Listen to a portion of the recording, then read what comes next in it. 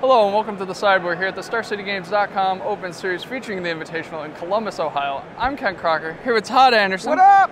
Todd, how you doing? I'm doing pretty good. I was doing great before this round, but I'm doing pretty good. So you were doing great, now you're okay, but Yeah. deck's still great. Deck's great. Deck's great. I suck. All right, that's fair.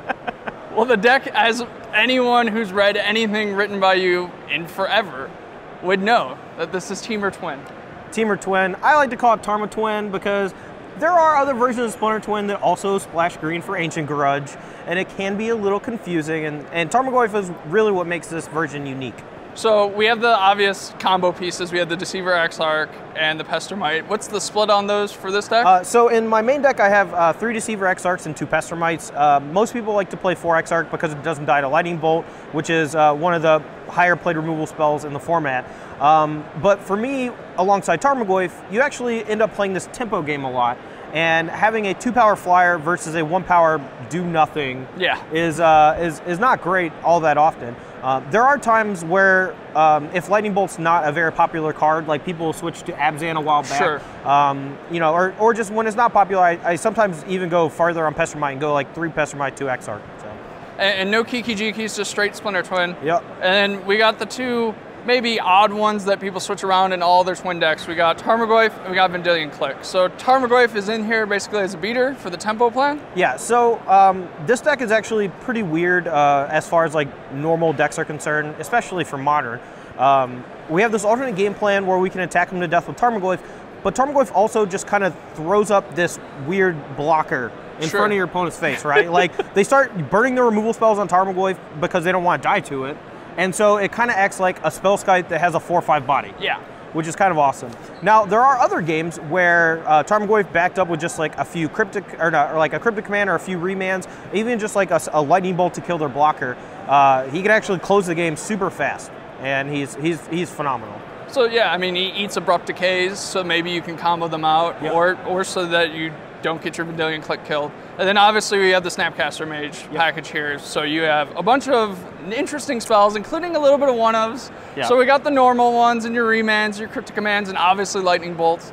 Gitaxian Probe, is this so? This one's more interesting, I think, because I've seen sleight of hand versions, but are we looking to just try to get acceleration with the Gitaxian Probe, or are we looking to see if the combo is clear?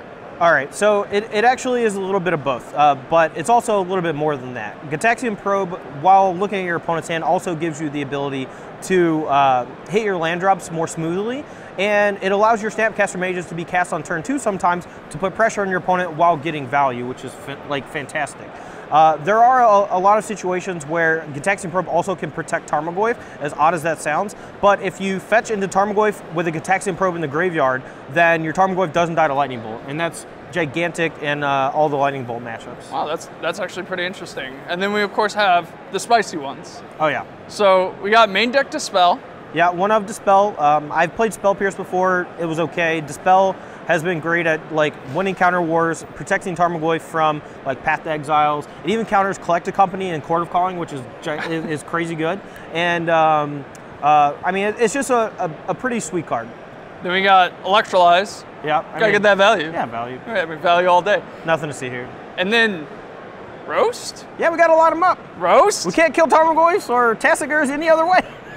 So how many main deck Roasts? I have 2 main deck.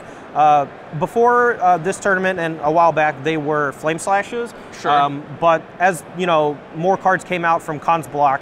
We just saw more stuff that didn't die to Roast, like Gurmag, or to Flame Slash. So Roast kills Gurmag Angler, Tassigur, Tarmogoyf most of the time, and that's exactly what you need it for. And most of the time, it's just 2 mana.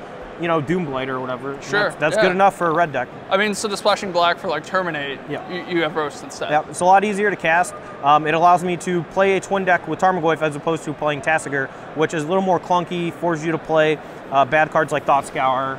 Terminate, like, doesn't really work alongside Island, which is hilarious. Who knew? Yeah, and most of the the Grixis twin decks play like 3 islands. Sure, yeah. So, and then in the sideboard, we have some of the usuals. We have your Karanos, God of Storms, we have a Counterflux, Threads of Disloyalty, but I really want to talk about Huntmaster of the Fells. All right, so Huntmasters was an addition. Yesterday, I was playing the trials, the grinders, trying to get more open points. Sure. And I just saw a ton of people playing black-green decks. And I had a Thrun and like another card, and I decided to just cut those two, fit in some Huntmaster of the Fells, and just try to kill my opponent by grinding them out.